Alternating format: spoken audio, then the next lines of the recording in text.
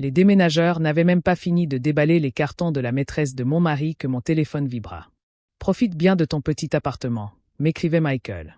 Puis vint le second message. Court, cruel, définitif. Tu vas mourir pauvre. Un instant, je fixai l'écran, mon reflet tremblant dans la vitre. 21 ans de mariage réduit à un SMS et à un inconnu dans ma maison à 5,4 millions de dollars. Dehors, la pluie brouillait la silhouette de la ville, à l'image du flou qui régnait dans ma poitrine. Je serrais encore mes papiers de divorce contre moi quand mon téléphone sonna de nouveau. Pas d'identification de l'appelant, juste une suite de zéros se terminant par un seul 1. Une voix masculine calme dit « Madame Carter, ici le colonel Whitmore du Pentagone. » J'ai failli rire. « Le Pentagone ? Oui, madame. La mission classifiée de votre grand-père a été déclassifiée. Son héritage, resté sans propriétaire pendant 60 ans, vous appartient désormais. » Puis, après une pause, si vous pouviez remplir sa dernière condition, l'odeur du café persistait encore dans la cuisine le matin où je suis venu récupérer mes dernières affaires. Notre cuisine, désormais la sienne, qu'elle partageait avec elle.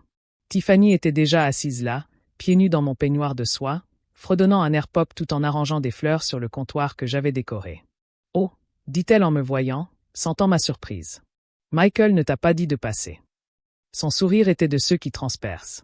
Michael apparut derrière elle. Ses manches étaient parfaitement retroussées. « Elle est bien comme il faut, n'est-ce pas ?» dit-il nonchalamment en désignant la pièce du regard. Je n'avais jamais réalisé à quel point cette maison pouvait être chaleureuse. J'avais envie de crier. Au lieu de cela, je baissai les yeux sur la petite boîte que je tenais entre mes mains, celle étiquetée « Les affaires d'Eugène », et dis doucement « Prends bien soin. De la maison, je veux dire. »« Elle est à toi maintenant, » sourit-il. « Je suis déjà dehors. » Le vent s'est levé comme une tempête de neige. Je suis parti sans me retourner. Mon reflet dans le rétroviseur se dissipa en traînée de pluie. J'avais un étui à violon sur la banquette arrière. Une simple valise et un avenir qui, soudain, me paraissait plus petit que l'appartement qui m'attendait de l'autre côté de la ville. Ce soir-là, je défaisais mes affaires en silence. Une lampe, une chaise, une femme qui avait tout perdu. La solitude était presque paisible jusqu'à ce que mon téléphone vibre. « Profite bien de ton petit appartement », avait écrit Michael. « Et puis tu mourras pauvre. » Ma gorgeous Sarah. J'ai failli effacer le message, mais mon doigt s'est glacé lorsque le téléphone s'est remis à sonner.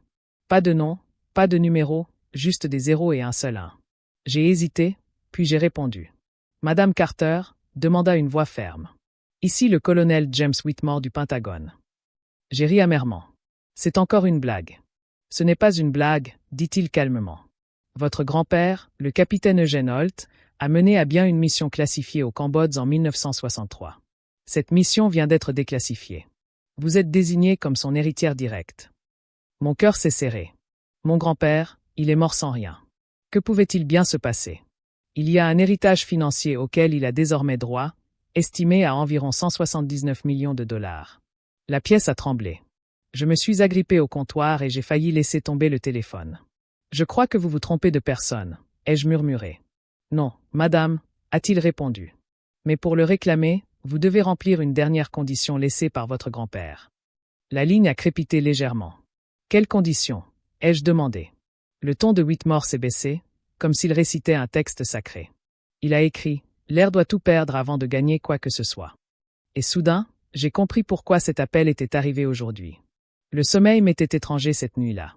Je me suis assise par terre, près de la seule lampe de mon appartement. La douce lumière jaune se répandait sur les papiers du divorce, le téléphone et la vieille boîte en bois contenant les affaires d'Eugène. Le nom de mon grand-père, capitaine Eugène Holt. Le père de ma mère avait toujours été un homme discret. Quand j'étais petite, il jouait du piano dans le salon faiblement éclairé, les yeux fermés, ses doigts s'agitant comme s'il touchait des fantômes. Il me le répétait souvent. Chaque note recèle une vérité, Anna. Certaines vérités mettent simplement plus de temps à être entendues. À sa mort, nous l'avons enterré avec ses médailles. Le peu qu'il lui restait. Plus d'argent, plus de mystère, plus aucune trace de mission secrète. Ma mère disait que le gouvernement l'avait oublié. Comme on oublie ceux qui servent trop longtemps et parlent trop peu. Mais cet appel du Pentagone. Il me hantait. J. le Rapasize and Bouclay. Sa voix, calme, autoritaire. La mission de votre grand-père a été déclassifiée. Déclassifiée après 60 ans. J'ai ouvert la boîte d'une main tremblante. À l'intérieur, des partitions jaunies, un archet de violon usé, sa plaque d'identité militaire et un petit carnet relié cuir, ficelé. Les pages sentaient la poussière et les souvenirs. Sur la première page, d'une écriture au crayon délavé, il avait écrit à Anna. Quand le silence devient vérité. J'ai tracé les lettres du bout des doigts. Le silence devient vérité. Qu'est-ce que ça voulait dire? La musique était étrange, elle aussi. Je savais lire la musique, mais ce n'étaient pas des marques régulières, des chiffres griffonnés dans les marges, des changements de tempo irréguliers sans aucun sens musical. Ça ressemblait plus à des mathématiques qu'à une mélodie. Une partie rationnelle de moi murmurait. Tu es en deuil, tu imagines des choses. Mais une autre partie, celle qui croyait aux histoires de chansons codées de grand-père, a commencé à écouter. J'ai cherché « Opération Nuit Recucom » sur Google. Rien. Des références classifiées, des documents expurgés, rien de concret. À 3h12, j'ai reçu un courriel crypté d'une adresse du Pentagone. Il disait simplement « Votre vol est réservé. Delta 217, OR à Washington, DC, siège 14 et 15. Départ à 9h40. Votre présence est requise. Apportez le journal de votre grand-père. » Mon cœur s'est emballé. Au bas de la page, la même signature. Colonel James Whitmore, Department de la Defense. Je me suis adossé et j'ai fixé le plafond, les lumières de la ville scintillant à travers mes stores. Michael avait pris la maison, les voitures et tout l'argent de notre compte joint. Il avait dit que je mourrais pauvre. Et pour la première fois, j'ai failli le croire. Mais maintenant, assise là, le journal sur les genoux, les mots de mon grand-père résonnant dans ma tête, quelque chose en moi a changé. Pauvre ne signifiait pas impuissant. Et peut-être, juste peut-être, était-ce l'occasion de découvrir la vérité que mon grand-père avait cachée dans son silence. J'ai glissé le journal dans mon étui à violon et j'ai murmuré dans la pièce vide. D'accord, grand-père. Je t'écoute.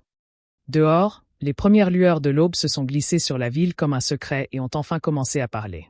Le Pentagone n'était pas comme je l'imaginais. Il ne bourdonnait pas de chaos comme dans les films. Il bourdonnait d'ordre. Tout brillait. Les sols en marbre, les murs, le silence. Même l'atmosphère semblait dictée par une mise en scène. Le colonel Whitmore attendait près du garde de sécurité, grand, les épaules carrées, le visage marqué par la discipline. « Madame Carter », dit-il en me tendant la main. « J'espère que votre vol s'est bien passé. »« Je me demande encore si c'est réel, » répondis-je. Il esquissa un sourire entendu. « Je comprends. La plupart des gens ont cette impression avant de connaître la vérité. Nous avons franchi une série de points de contrôle, badges, scanners, signatures, jusqu'à atteindre une pièce qui semblait enfouie sous le monde. Un air froid, aucune fenêtre, juste une table en métal. Un dossier intitulé « Opération Night Requiem déclassifié ». Whitmore me tendit le dossier. L'affectation de votre grand-père en 1963. Officiellement, il était musicien militaire affecté aux opérations de soutien moral. En réalité, il était cryptographe. Il ouvrit une photo en noir et blanc. 6 soldats en treillis se tenaient près de l'épave tordue d'un avion. C'était le Cambodge. 1er février 1963. Un avion de reconnaissance soviétique s'est écrasé dans la jungle. L'unité de votre grand-père a récupéré son contenu. Un prototype de code, un dispositif de cryptage et autre chose. Jay. Me suis penché en avant. Autre chose. Un registre. Il a répondu. Des relevés détaillés de comptes bancaires suisses utilisés pour financer des paiements d'espionnage entre des entreprises américaines et des intermédiaires soviétiques. J'ai cligné des yeux. Vous voulez dire que nos propres entreprises de défense ont financé l'ennemi. Il a croisé mon regard. Less profits de guerre font de alliances étranges, Madame Carter. Il a tourné une autre page, des notes manuscrites remplies de chiffres et d'annotations. Votre grand-père a tout caché. Il a poursuivi, il a crypté les informations en composition musicale. Chaque temps et chaque pause correspond à une séquence de chiffres. Pendant 60 ans, ces compositions ont été classées comme objets personnels. Mon cœur s'est emballé. Et l'argent, les fonds récupérés, étaient gelés et non réclamés depuis la mission. Le département de la Défense les détenait en fiducie, ajustés à l'inflation et aux intérêts composés. La semaine dernière, le montant s'élevait à 179 millions de dollars. Ce chiffre m'a donné le vertige. Mais pourquoi moi? Whitmore S.E. redressa.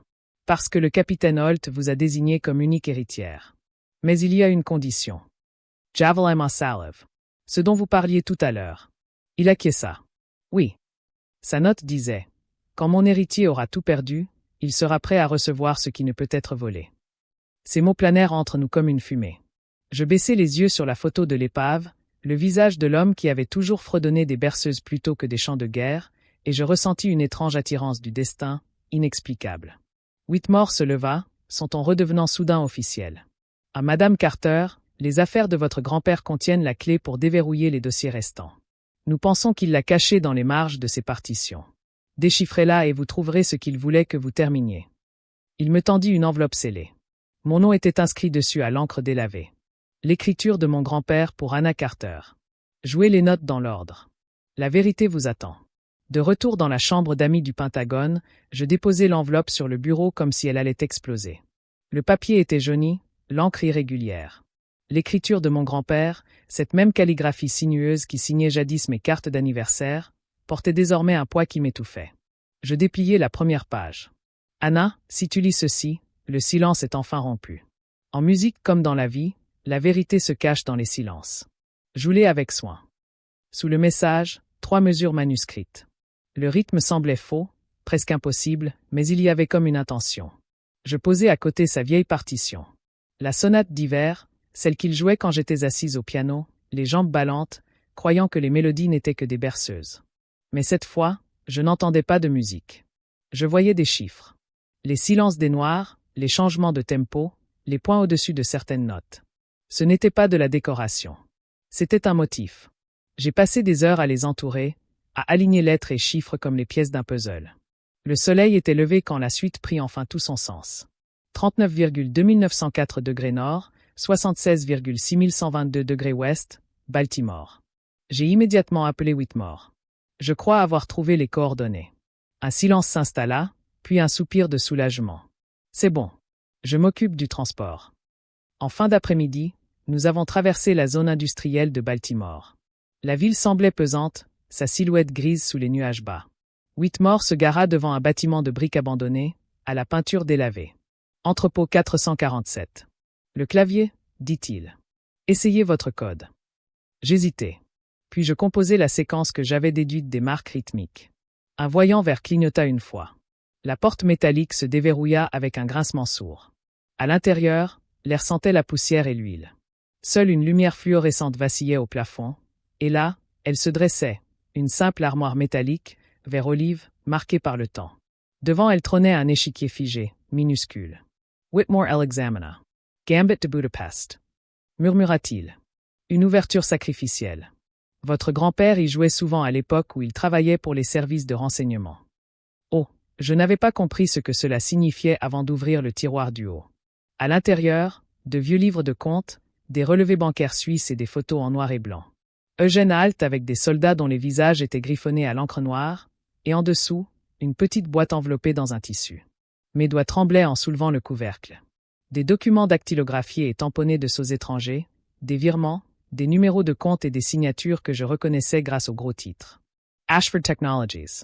J'ai cligné des yeux et relu. Mon ex-mari, Michael, venait d'accepter un poste de consultant chez eux avant le divorce. Non, ce ne pouvait pas être une coïncidence. L'expression de Whitmore s'est durcie.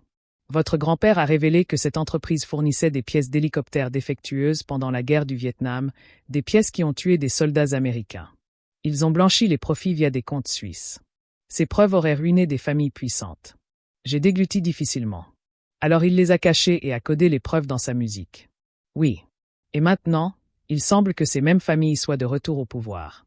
Avant que je puisse répondre, mon téléphone a vibré. Numéro inconnu. J'ai répondu et je me suis figé. La voix de Michael. Anna, dit-il calmement, presque froidement. Tu dois arrêter ce que tu fais. Tu n'as aucune idée à qui tu as affaire.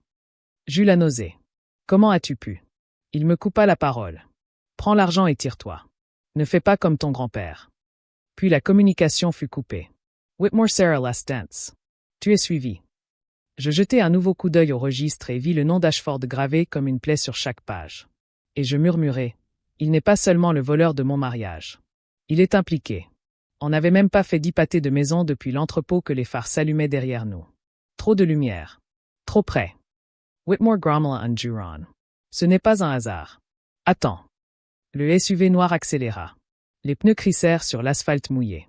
La pluie fouettait le pare-brise en traînées argentées tandis que nous filions à travers les rues étroites de Baltimore. Monker Batate Lachmad. Qui sont-ils? Des gens qui préféreraient que ce secret reste enfoui. Nous nous engouffrâmes dans une vieille ruelle industrielle. Le SUV nous suivait toujours. Whitmore éteignit les phares, fit un virage serré et coupa le moteur. Nous restâmes assis dans l'obscurité, le souffle court. Le bruit de la pluie et des sirènes lointaines emplissait l'air. Lorsque le SUV nous dépassa enfin, Whitmore expira lentement. On ne peut pas rentrer à Washington ce soir. C'est trop risqué. J'ai hoché la tête, malgré mes mains tremblantes.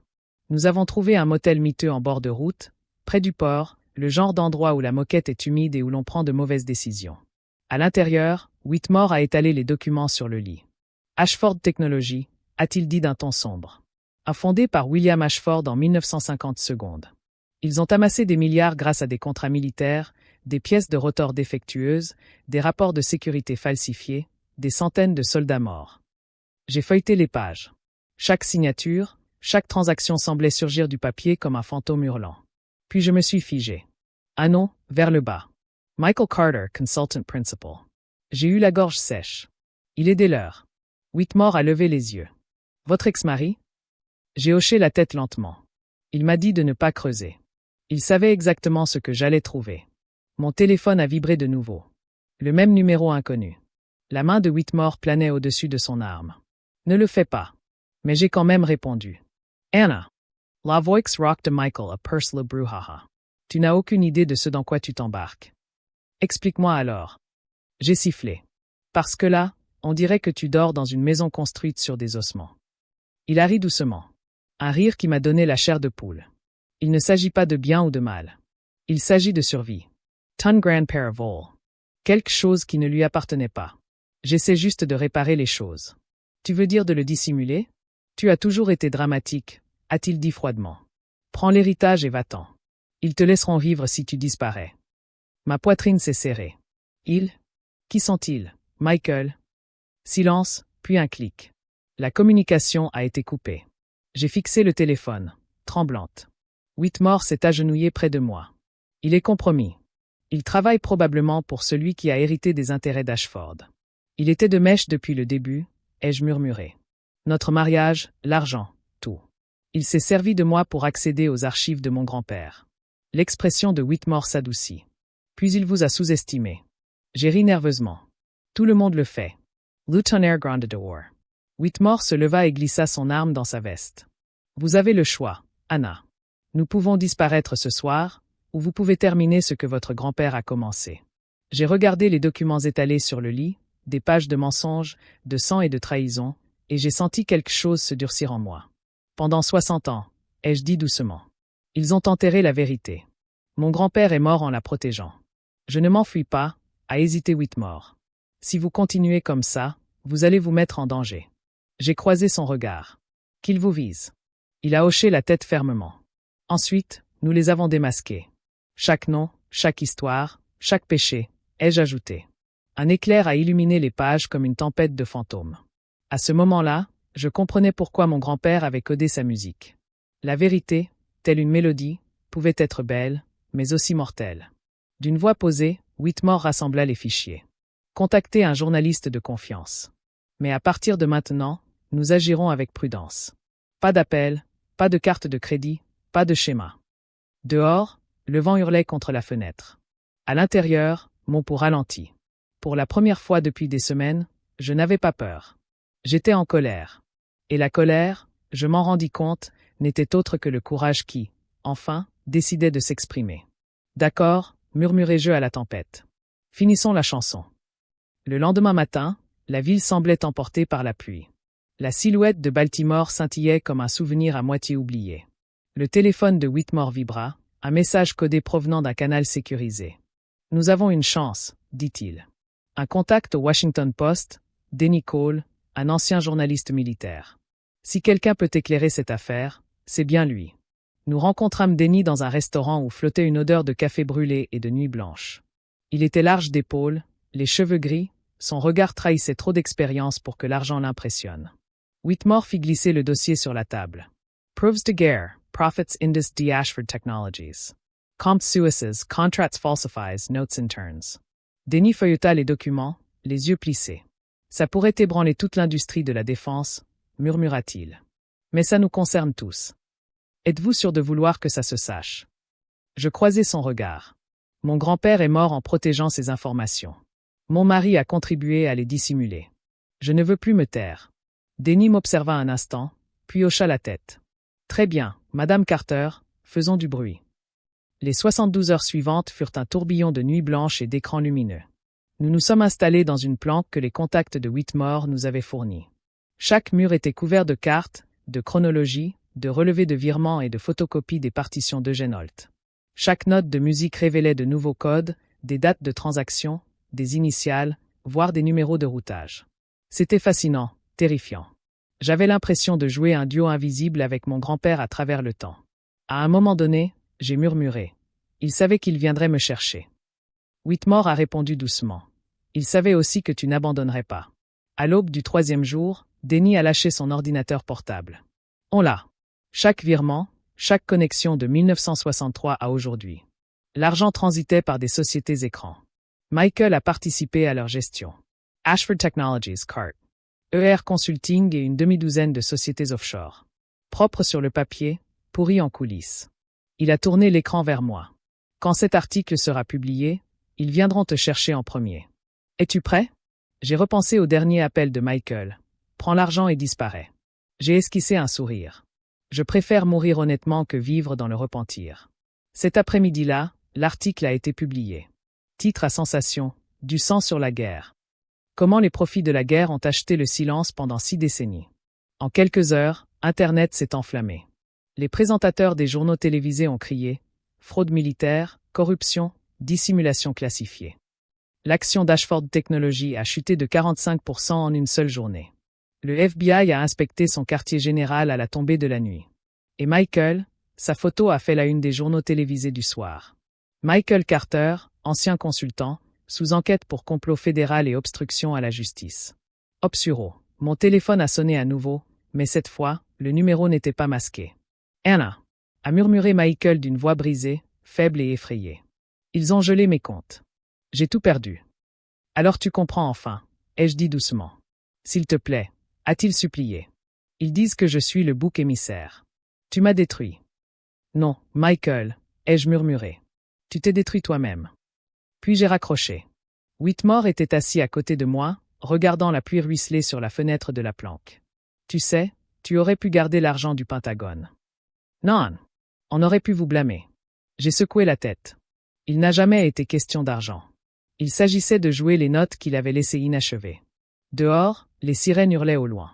Justice, chaos et histoire s'entrechoquaient dans une harmonie furieuse. À l'intérieur, j'ai enfin expiré. La vérité était plus forte que la peur, et pour la première fois, j'étais prêt à l'entendre. 3 jours après que l'affaire ait fait rage sur toutes les grandes chaînes d'information, ma vie ne m'appartenait plus. Des journalistes campaient devant la maison sécurisée, des hélicoptères tournaient autour de la ville et l'expression « Carter expose » était en tête des tendances pendant 2 heures d'affilée. Mais dans le silence entre les bruits, j'étais assis seul avec une simple feuille de papier, la lettre officielle du Pentagone. Objet, distribution finale de la rémunération classifiée. Succession du capitaine Eugene Holt. La facture totale me sautait aux yeux. 179 millions de dollars. Propre, légal, irrévocable. Seule ma signature pouvait en transférer la somme. Whitmore est entré discrètement dans la pièce. C'est à vous maintenant, a-t-il dit. Vous l'avez mérité. Le ministère de la Défense a vérifié votre demande ce matin. Je l'avais mérité. Je ruminais ces mots dans ma tête comme s'ils étaient de verre. Mérité en perdant tout, en survivant à ce qu'ils avaient tenté d'enfouir. Je regardais à nouveau le chèque et repensais à mon grand-père jouant du piano, les doigts gercés, dans cette maison de retraite. Ses médailles disparues, son histoire jamais racontée. Il n'a jamais touché un seul centime, murmurai-je. Non, répondit doucement Whitmore. Il a reçu quelque chose de plus dur, de plus clair. Un long silence s'installa. Puis je dis, je sais ce que je vais faire. La semaine suivante, je rencontrai Denny lors d'une conférence de presse. Mais cette fois, je n'étais pas là pour dénoncer la corruption. J'étais là pour rendre l'appareil. Sous les projecteurs, les micros saturés de cris, j'annonçais du haut de l'estrade que l'intégralité du legs serait versée à la Fondation HALT pour les familles de vétérans. Elle financerait les soins médicaux, les bourses d'études et la musicothérapie pour les soldats qui ont donné leur vie à cause de cette même machine qui a tenté de faire taire mon grand-père. Des murmures d'étonnement parcoururent l'assistance. Un journaliste s'écria. Tout? Vous donnez 179 millions de dollars. J'ai acquiescé. Parce que certaines sommes sont trop lourdes à porter. Whitmore se tenait à l'écart, les bras croisés, les yeux brillants d'un mélange de fierté et de tristesse. La conférence terminée, je me suis éclipsé par une porte. Dérobé et j'ai respiré l'air frais de la nuit. La ville bourdonnait autour de moi, vivante, chaotique, transformée. Je me sentais plus léger que depuis des années. Les bureaux de la Fondation ont ouvert quelques semaines plus tard. Les premiers bénéficiaires étaient des familles de soldats morts dans des accidents d'hélicoptère entre 1964 et 1970, les mêmes modèles que ceux fournis par la société d'Ashford. J'ai assisté à chaque cérémonie, serré chaque main, écouté chaque histoire. Une veuve, la voix tremblante, m'a dit « J'attends depuis 50 ans que quelqu'un me dise que la mort de mon mari avait un sens. » Je suis resté sans voix. Je l'ai simplement serré dans mes bras et murmuré « Maintenant, oui. » Plus tard dans la soirée, seul dans mon appartement, j'ai joué la sonate d'hiver pour la première fois depuis que je l'avais déchiffrée. Mais cette fois, ce n'était pas une énigme. C'était un requiem, un remerciement. Les notes flottaient dans l'air comme la fumée d'une prière. Douce et infinie. Et pour la première fois depuis le divorce, depuis les mensonges, depuis la tempête, j'ai ressenti quelque chose de presque oublié. La paix. 6 mois plus tard, je me tenais en coulisses au Symphony Hall, les paumes tremblantes contre le bois poli de mon violon. L'air était chargé d'impatience, la salle comble, les bougies flamboyantes. Le programme annonçait « Première mondiale, le requiem du capitaine Eugène Alt, achevé et arrangé par sa petite-fille, Anna Carter. » Je pouvais presque l'entendre rire de l'absurdité de la situation. Un homme qui avait jadis joué pour des soldats mourants dans un hôpital de la jungle était désormais honoré sur la scène internationale. Lorsque je suis entré sous les projecteurs, le silence s'est abattu sur la salle. Un instant, j'ai revu des images de tout ce qui m'avait amené là. Le sourire de Michael, le SMS, la pluie en forme de pistolet sur Baltimore, les dossiers secrets, les visages des familles qui avaient tout perdu. Puis je levai mon archet. La première note s'éleva comme le souffle qui revient au corps. La mélodie était envoûtante, douce, délibérée, hantée par les fantômes. Chaque mesure portait un nom, un souvenir, une confession. Au deuxième mouvement, les larmes brouillèrent ma vue. Au troisième, je ne jouais plus de la musique. Je jouais la vérité. Je le sentais, grand-père Eugène, quelque part dans le son, guidant mes doigts comme il le faisait quand j'étais enfant. Lorsque le crescendo final arriva, je tins la note jusqu'à ce que l'air lui-même semble s'immobiliser. Silence, puis une salve d'applaudissements qui fit trembler la salle. Les gens se levèrent, certains pleurant, d'autres simplement fixant la scène, comme s'ils avaient été témoins de quelque chose d'inexplicable. Ma mère était assise au premier rang, les mains pressées contre son cœur. À côté d'elle se trouvait le colonel Whitmore, son uniforme impeccable, les yeux brillants de fierté et d'une sorte de pardon. Lorsque le rideau tomba, je quittai la scène en tremblant. Les journalistes attendaient, les flashs crépitants. Mais je ne pensais pas à la gloire. Je pensais à l'héritage.